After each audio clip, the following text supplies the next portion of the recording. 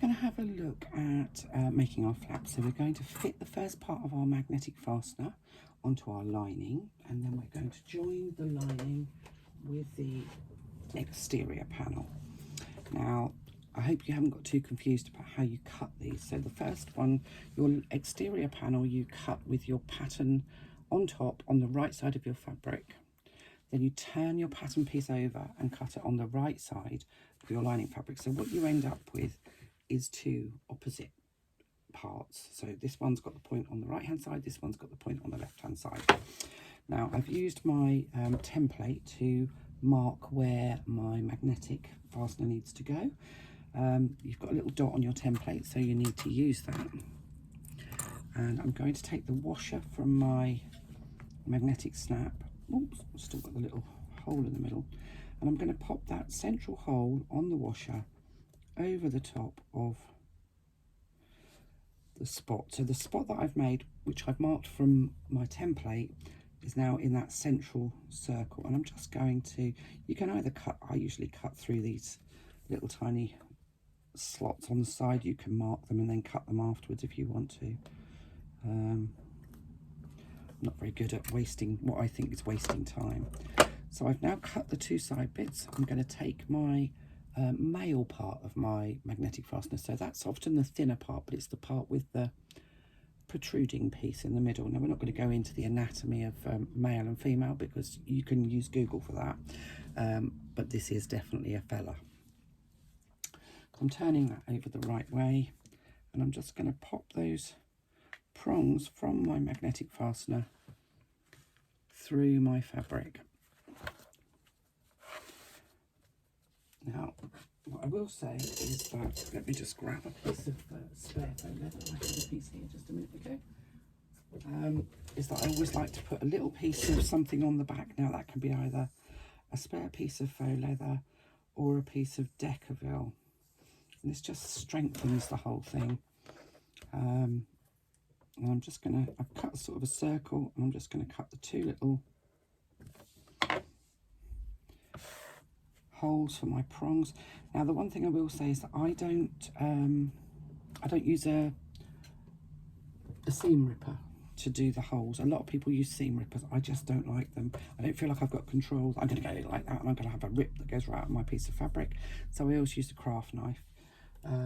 It's just a matter of personal preference, really. So I've now popped my magnetic fastener through. I've added a little bit of extra faux leather on the back there. That's just going to give it a little bit of extra strength. Then I use my washer on the top, and I'm going to push the prongs of this piece of hardware out away from the centre.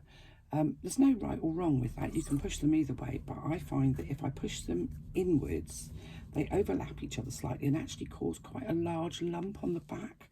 And that lump will, if it's too big, will kind of show through the front of your fabric. If you're using fabric, if you're using a thinner foam or anything like that, it will show. So I like to try and minimise the amount of bulk behind my hardware by pushing those prongs out. And then to ensure that the prongs don't rub on anything, because they are often quite sharp, just use a little bit of duct tape over the top. And yes, this is fancy duct tape with flamingos, but it won't show. So a little bit of duct tape over the top just to make sure that all of those sharp edges are completely covered. And there you have your magnetic fastener completely fitted. So let's remove that because I don't need that now. And I'm going to take my flap, my exterior flap, which has got my foam on the back. I'm going to take my lining panel for my flap, and I'm going to lay them right sides together. And I'm just going to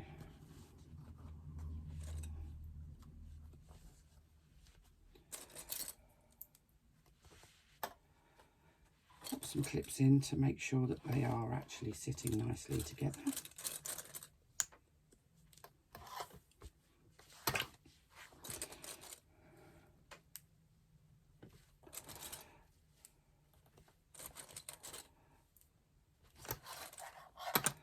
And you can use as many or as few clips as you want. I know some people like to have hundreds of them. and that's your prerogative. If you feel more safer with lots and lots of clips, then please do use them. Right, now what am I going to do? I am going to change my thread. That's what I'm going to do. At a moment of complete blankness there.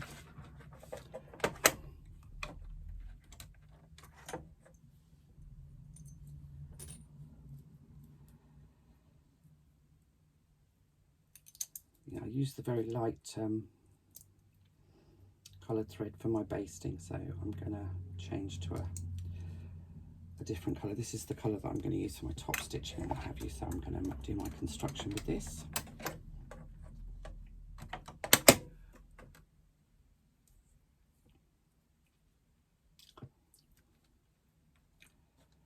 Now, excuse me if I look a bit like a blind mole at the moment. I've just got new glasses and I've got varifocals as opposed to bifocals, and well, it's causing me some issues at the moment just because I don't know which part of the lens to look through. Oh, that went through fairly easily. Yesterday I sat there like a mole going like that, trying to get a thread through. Maybe I'm getting used to them. So there we have it. My machine is threaded up, so I have the exterior panel and the lining panels right sides together, and I'm going to stitch down and all the way around, not across the top, using a 3/8 of an inch seam allowance. I'm going to shorten my stitch length again. Remember, you were basting last time, so you need to shorten your stitch length down to whatever is your preferred construction length, and I'm about 2 3/4, something like that.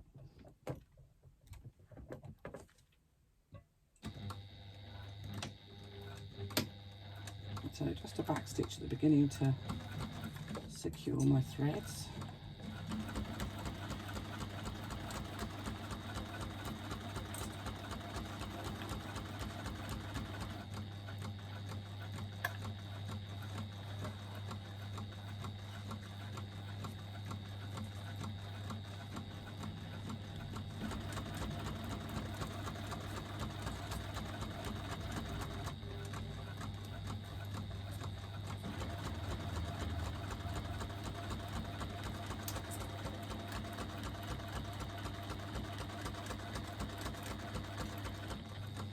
Now slow down as you come round this curve on the bottom of the flap. If you get it wonky, it will look not as good once you've turned it. It's quite a tight curve, so you need to make sure that you get it right.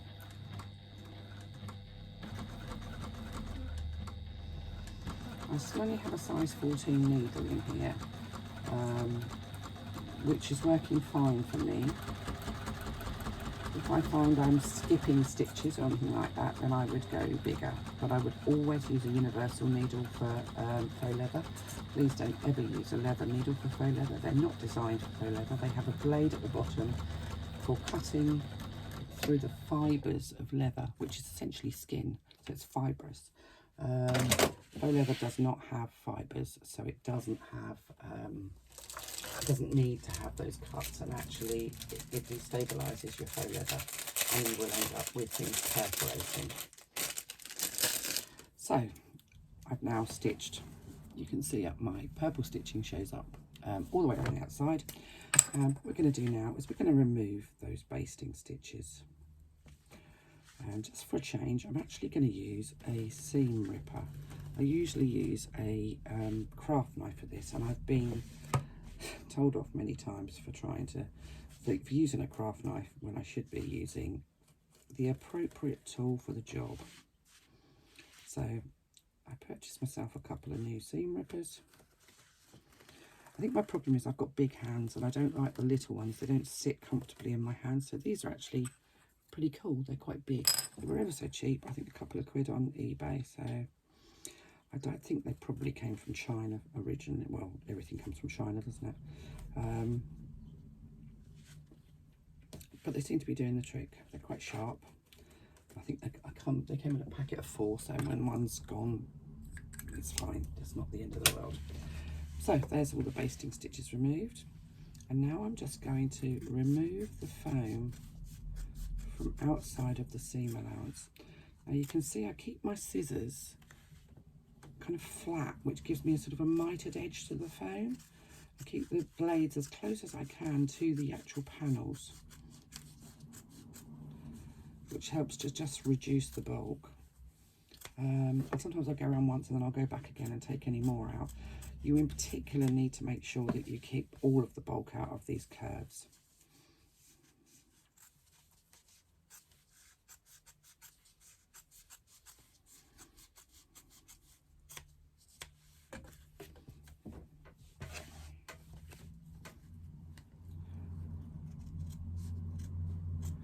So you can often go back in and take just a slither out.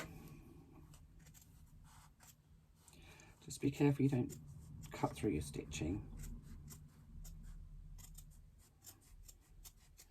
And you might think, well, that won't make much difference with it, but it does. It really does. Not trimming out the seam allowance will cause you all sorts of bulky curves, and it just won't look as good.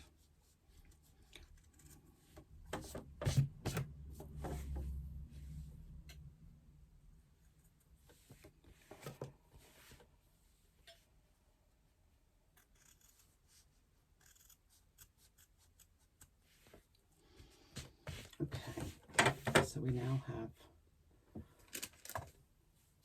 all of the foam removed from the seam allowance. You can see that there's all gone. Now, if you've got no pinking shears, you can go round these curves using a pair of scissors and just cutting little triangles out, which is what I've usually done, simply because I've never had a decent pair of pinking shears. However, I did recently invest in some, so I'm going to use them now I've got them. So I'm just going to take the seam allowance down. I'm going to do it actually all the way around. You don't need to, but you can. I really want to use these blooming scissors now. I've got them. But particularly around the curves, you need to make sure that you take out the bulk.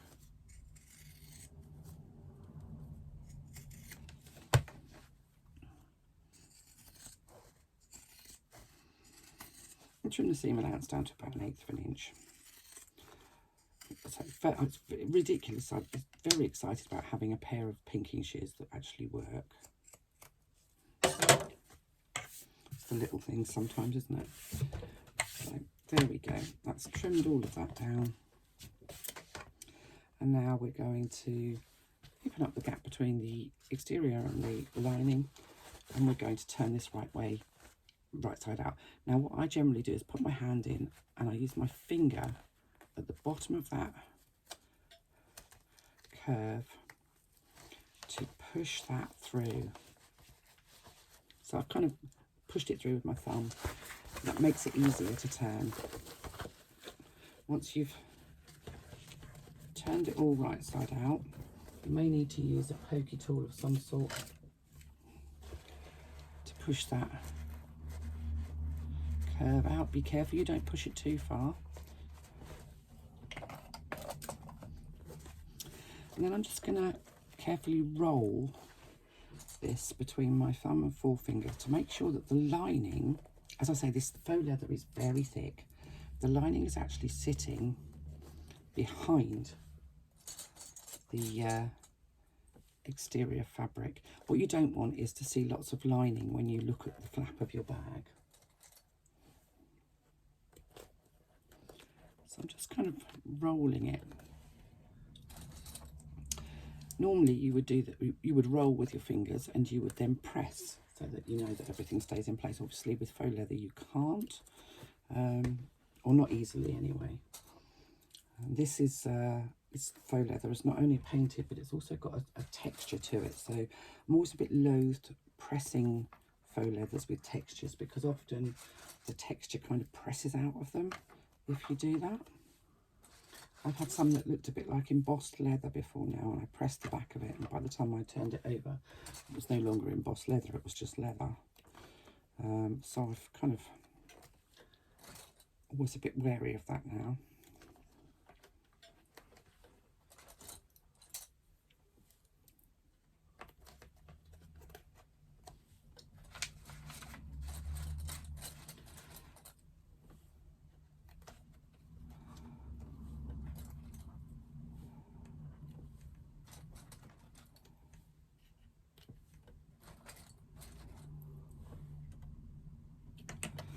there we have it.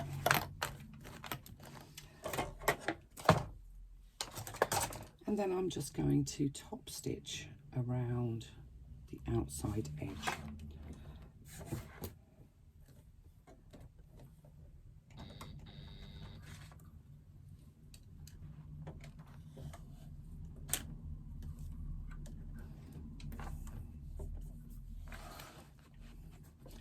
And I'm top stitching at a 1/4 inch seam allowance, and I'm going to come back and I'm going to do a second line of top stitching at an 1/8 of an inch once I've done my first line.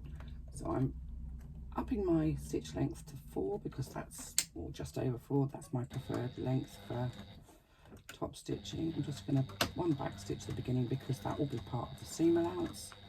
And I'm going to very slowly and carefully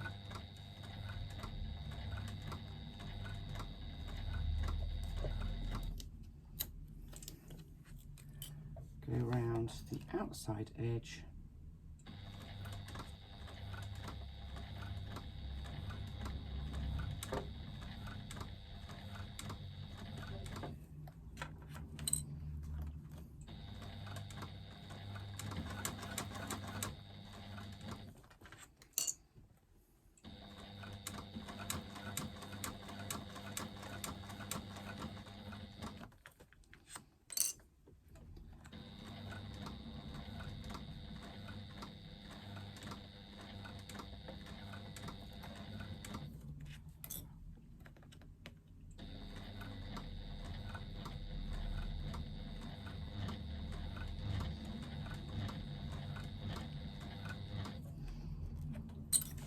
Sorry, I've gone quiet. That's what I do when I'm concentrating.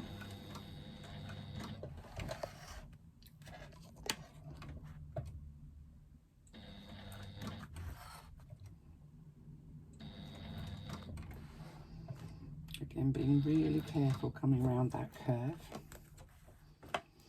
It's really easy to get kind of a juddery looking line of stitching when you go around a curve.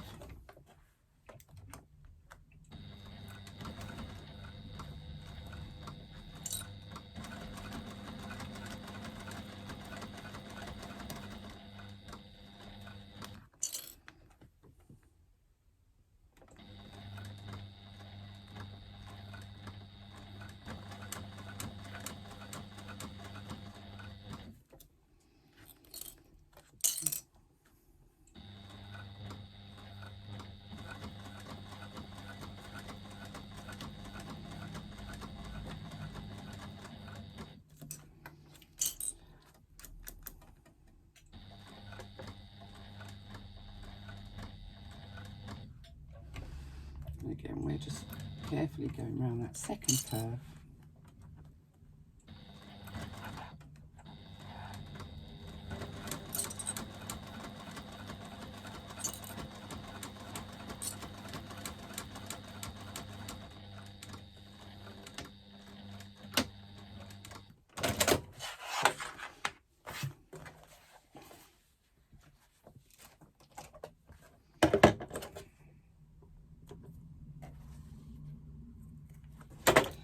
And there we have our flap with the magnetic fastener, looking super. So I'm just going to find a different colour thread because I think I'm going to use a bluey colour to go and do my second line. Let me just, that works. Second line of stitching. And the second line of stitching isn't compulsory. It's one of those things that you can do if you fancy it. I just like 2 lines of stitching. I think it looks cool. If you're not confident with top stitching, then do just stick with 1. Likewise, if you're not confident top stitching, then a self-coloured thread is always a good idea as well. A lot can be hidden using a self-coloured thread. For me, if I use a contrast thread, I think I stitch better because I think I probably take a bit more time and care because I know it's going to be on view. But it is very much a personal thing, and some people really struggle with top stitching.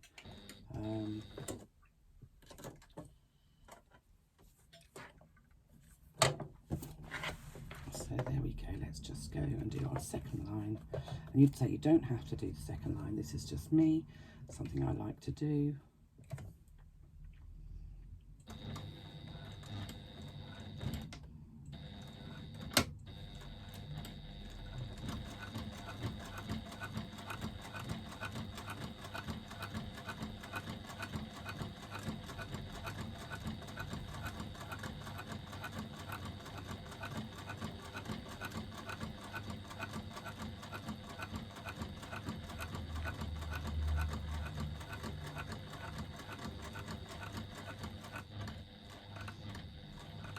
But do be careful as you get to this bottom corner that your magnet that's on the back doesn't catch on anything on your machine. I've had that happen before now, and it just throws the stitching out just by a little wobble, but it's enough to draw your eye and drive you nuts. So just, if you need to, you can just kind of lift it up a little bit just to stop that that happening.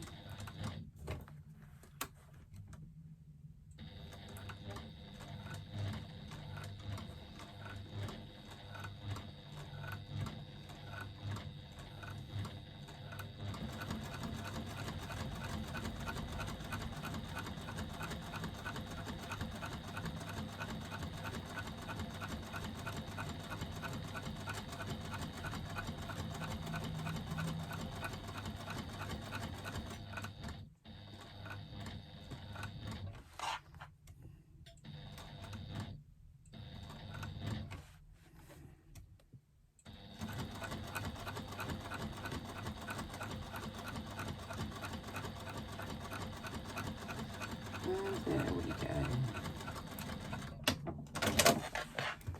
Back to the start. Let's get rid of the threads.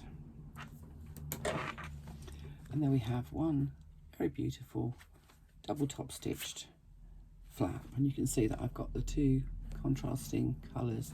So I've got the purple because I've got purple in the feathers, and the sort of turquoise because I've got turquoise in the feathers. I think it kind of works. So that's my flap.